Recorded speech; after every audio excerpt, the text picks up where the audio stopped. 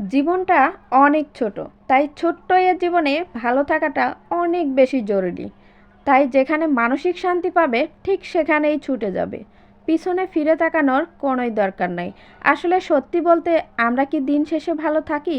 So hello everyone, আসসালামু আলাইকুম। Cynthia ব্লগে আপনাদের সবাইকে স্বাগতম। সবাই কেমন আছেন?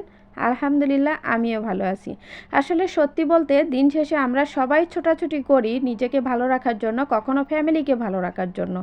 আসলে আমরা প্রকৃতপক্ষে কেউ ভালো থাকি না। তো যাই হোক, এটা নিয়েই আর কি, জীবন ভালো মন্দ থাকবেই।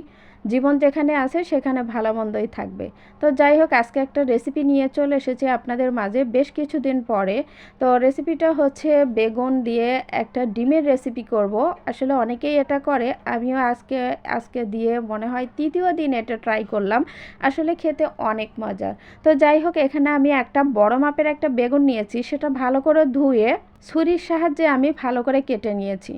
কেটে নেওয়ার পরে মাঝের যে অংশটা সেটাও আমি গোল করে ভালোভাবে কেটে নিচ্ছি।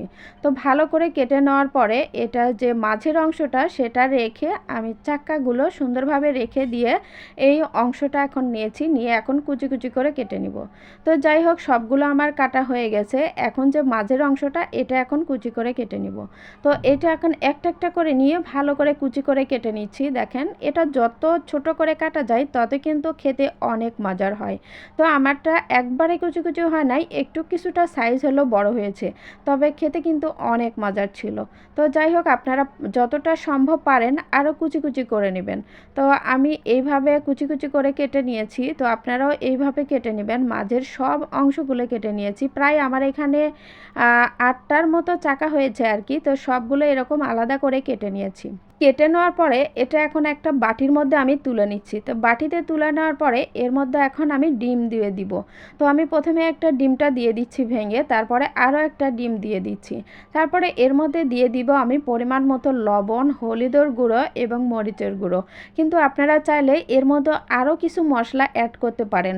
আরও যত মশলা অ্যাড করবেন খেতে কিন্তু অনেক ভালো লাগবে এবং ফ্লেভারটা আরও সুন্দর আসবে। তো এখানে জিরা গুঁড়া, গোলমরিচের গুঁড়া বা আরও কিছু মশলা আছে, আপনারা সবাই অ্যাড করতে পারেন। কিন্তু আমার হাতের কাছে যা ছিল সেটা দিয়ে আমি তৈরি করতেছি। তো এখানে আমার যা ছিল লবণ, হলুদ এবং মরিচের গুঁড়ো দিয়ে ভালোভাবে ডিমটা আমি মিক্সড করে নিয়েছি। মিক্সড করে নিয়ে এটা আলাদা করে রেখে দিয়ে বেগুনের যে অংশটা ছিল মাঝখানে গোল গোল করা সেটা এখন আমি নিয়ে নিয়েছি। এটার মধ্যে এখন গায়ে হলুদ মাখাচ্ছি। হলুদ, লবণ এবং মরিচের গুঁড়ো দিয়ে ভালোভাবে হাত দিয়ে মেখে নিচ্ছি। এভাবে মেখে যদি লবণ হলুদ যদি ভালোভাবে না যায় তাহলে খেতে ভালো লাগবে না।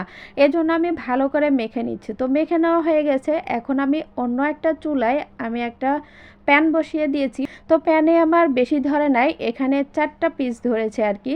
যেহেতু বেগুনের ফালাগুলো একটু বড় ছিল তাই আর কি প্যানের মধ্যে বেশি ধরে নাই, 4টা ধরেছে। তো যাই হোক, যেগুলো আমি ডিম দিয়ে রেখেছিলাম, সুন্দর করে মেখে রেখেছিলাম, সেগুলো এখন এই বেগুনের মাঝখানে দিয়ে দিচ্ছি। যাই হোক, দিয়ে কিছুক্ষণ পরে ঢাকনাটা দিয়ে রাখার পরে এটা এখন উল্টিয়ে নিচ্ছি। এক পিঠ হয়ে গেলে অপর পিঠে এভাবে উল্টিয়ে দিব। তো যাই হোক, এক পিঠ হয়ে গেছে, এই পিঠ উল্টে দিয়ে আরও কিছুক্ষণ অপেক্ষা করব। অপেক্ষা করার পরে দেখেন আমার এই বেগুনের চপটা অনেক সুন্দর হয়ে গেছে। চাইলে আপনারা বাসায় এরকম সুন্দর করে করে নিতে পারেন। এটা কিন্তু গরম ভাতের সাথে খেতে অনেক মজার। এখন শুধু গরম গরম পরিবেশনের পালা। জানি না আপনাদের কাছে ভিডিওটা কেমন লেগেছে। যদি ভালো লাগে অবশ্যই আপনারাও বাসায় একদিন ট্রাই করবেন। তো আজকে এ পর্যন্তই। আপনাদের সাথে দেখা হবে অন্য কোনো রেসিপি নিয়ে অন্য কোনো ভিডিওতে।